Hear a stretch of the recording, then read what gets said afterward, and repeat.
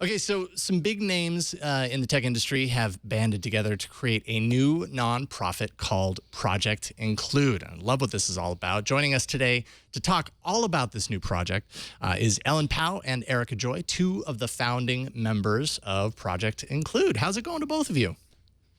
Pretty well. How are you doing? Good. We're doing Thanks for having us. Oh, are you kidding? It's our pleasure, and it's an honor to get you both on the show today. Obviously, in episodes past, we've talked a lot about diversity, inclusion, particularly in the tech space. So it's awesome to get you on, and I love to see what you guys are doing with this project. I'll just kind of throw this out to both of you and see what you have on kind of the state of technology when it comes to kind of these recurring issues right now. Basically, what moved you to kind of create Project Include? I'll take that one. All right. It was, I think, the same thing for most of us. We had these conversations about how frustrated we were with the lack of progress or with the same ideas being rehashed but not working. And we thought, well, we can come up with a better plan than this. We can use our shared experience, we can use the research that's out there, and hopefully convince people to start taking different actions that are going to actually have a meaningful impact on diversity in tech. So who's the focus? Who are you aiming this at? We're aiming this at startups that are around 25 to 1,000 employees. It's harder to turn a tanker, right? So companies that are, tens of thousands of employees, they have a lot more work to do than we can probably help them out with. I mean, some of our recommendations will definitely be useful for them, but we are aiming at smaller companies that are more nimble and able to change quickly. Now, okay, so you kind of touched a little bit on kind of the background and experience of the eight of you that are kind of starting this effort. Tell us a little bit about the people who are involved, because you guys are doing this not necessarily as a full-time job. You're kind of fitting this in around your busy schedules on the side, but you've got some really important people involved. Right. Should I go? All right. I'll do the ones and then maybe you can fill in the ones I know I'm going to forget. So obviously, Erica, who has great experience from Google and is now at Slack, and she's been an engineer for over 20 years, and she's really thought about these issues and been looking at these issues for a long time from a very thoughtful way. We have Yvonne Hutchinson, who is also working on it, and she has been working at a diversity consulting firm and has been very thoughtful. She's been working with several tech startups right in the sweet spot of what who we're trying to help. We have Susan Wu, who is an entrepreneur and investor, and she is also at Stripe, and she has been in this world for, I think, 30 years in tech. We have Frida Kapoor-Klein, who has been an investor and worked at Lotus in the early days, has been in tech for the past 40 years. We have Laura Gomez, who worked at Twitter and now and also YouTube, and now runs her own startup, Atypica, which is focused at removing bias from the hiring pipeline.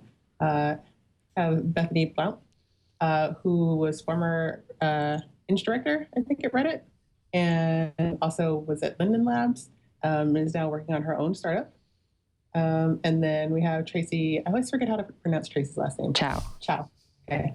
We have Tracy Chow, who has been working on diversity for quite some time. She started many of the conversations, especially around collecting numbers. Now she's at Pinterest. Well, Erica, I love what you said about how you can't move a tanker. And I want to say this because neither of you did, that you both tried very hard, and we thank you.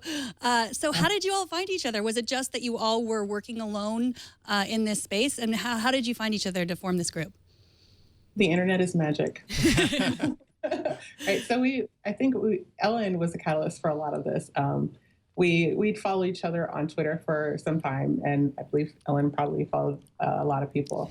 And so she reached out to me, and we, had a discussion about our ideas about fixing the issues around diversity and inclusion in tech. And Ellen had similar conversations with other people in the group.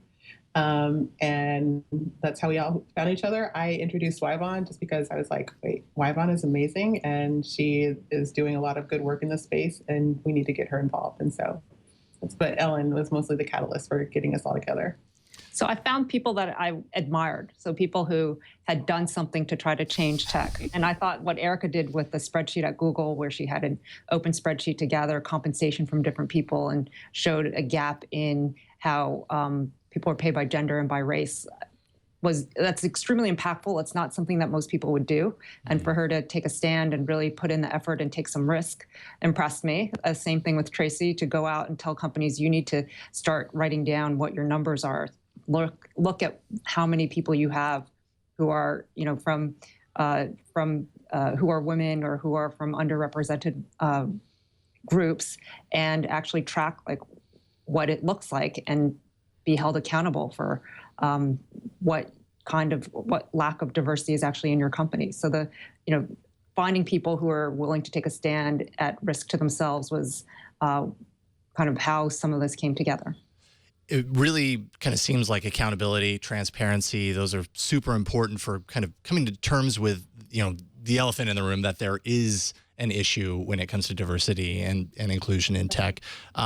What kind of tools is Project Include offering to CEOs of these companies? Because, I mean, obviously, a big part of what you're doing is you're raising awareness, giving people who want to make a change or who want to kind of create a responsible business the kind of knowledge and information that they need to kind of steer the ship in the right direction. What are some of those tools that you offer?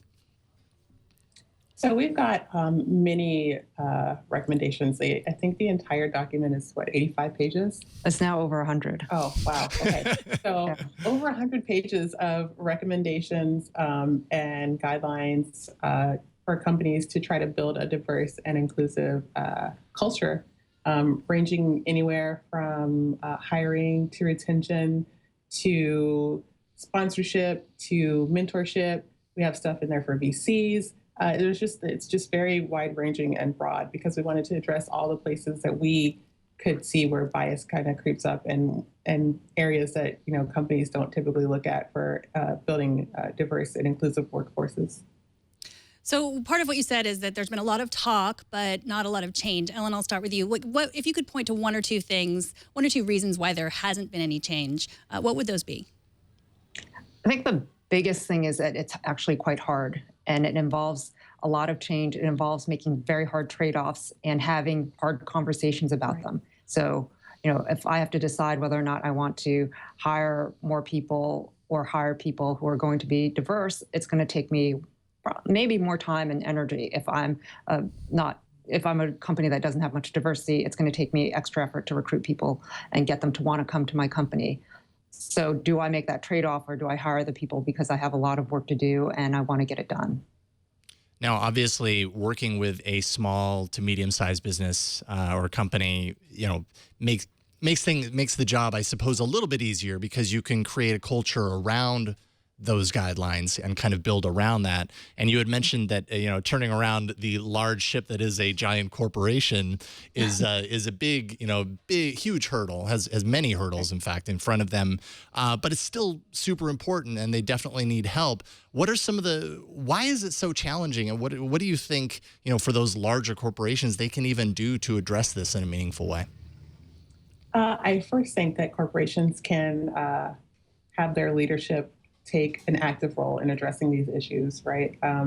There are some things that individual contributors can do. There are some things that mid-level managers can do, but ultimately, the CEO or someone in the C-level position in the company has to be the one who drives the conversation and the initiative forward, because they're the ones who have the power in the company. People listen when they say, we need to get this done, right? And I don't see that a lot coming from the larger companies. I think there's some education that needs to happen for some of those C-levels. And I think once that happens, and I think Project Include is a great place from the start. Once that happens, I think we'll start to see some real change. And like Ellen said, there's a lot of hesitancy to get to those real uncomfortable discussions. And unfortunately, those uncomfortable discussions are where the change happens. Mm-hmm. So we've been hearing a lot about the tech bubble is about to burst. You know, companies aren't getting funded. Do you think that is going to have an effect? Do you think like all of these diversity talks were, oh, well and good when, you know, the industry was booming, but do you think that's going to have an effect? All these rumors that the bubble's about to burst? Well, I don't quite believe that there is a bubble, so I question the premise there. I feel like everything in life has its ups and downs, right? And tech is in an upswing right now, and it may go into a downswing tomorrow. It may go into a downswing 2 years from now. Who knows, right? But I feel like at the point that we hit a downswing, it'll be very important for companies to have this stuff baked in already, because then they don't have to make any changes. It's just part of who they are, part of their culture. Mm-hmm. But we're not at that place right now, so now is a great place for them to start building it into their culture. Well, it's fantastic. I love what you're doing, and I can't wait to kind of follow it along and see what kind of change that you can make just for the new companies. It really seems like that's what this is going to really help, is kind of lay the groundwork for, I don't know, I guess the grand scheme is a new kind of generation of companies that makes this a priority from the beginning. And I think that's incredibly important. So I love what you guys are doing. What should startups do if they're interested in getting involved and getting your guidance? What should they do? On projectinclude.org, which I see is down in your lower third. Thank you. Mm-hmm. We have on our About page, there's a link that says Join Us. And that's a forum that companies who are interested in working with us can sign up.